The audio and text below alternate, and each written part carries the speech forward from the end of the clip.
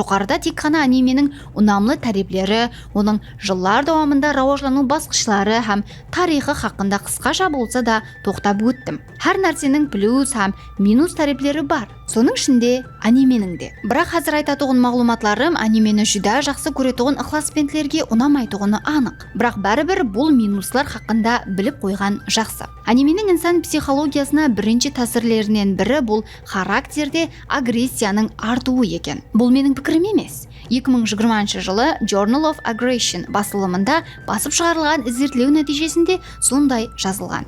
Зерттеу өткерген қанегелердің айтуынша, жауынгерлік һәм агрессияға бай анимелерді тамаша ету адамда тап сондай мінез құлық қалыптасуына алып келеді. Мысалы үшін Акира ямаса Ninja Scroll анимелерін көргенсіз бе? Осыған ұқсас анимелер инсан харекетлерін жүдә ашушақ етіп қоюы айтылмақта. Соның үшін да тез ашу келетұғыларға бұл анимелерді көруді ұсыныс етпейміз. Енді және бір зерттеу хақында сөйлесейік. Медиа психологиясы деген журналда бұндан 4 жыл алдын бір мақала басып шығарылады. Онда жазылуынша анимеге түсіп қалған адамлар күні-түні қашып жүреді.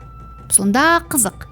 Кімнен қашады? Неден қашады? Зерттеуде жазылуынша көплеген аниме тамашагөйлері өзлерін ұнамсыз сезімлерден ямаса тұрмыстағы машқалалардан шалғыту үшін аниме көреді. Машқалалардан қашу, сыртқы дүниядан ажыралу, жүдә дәрежеде интровертке айлану һәм депрессия.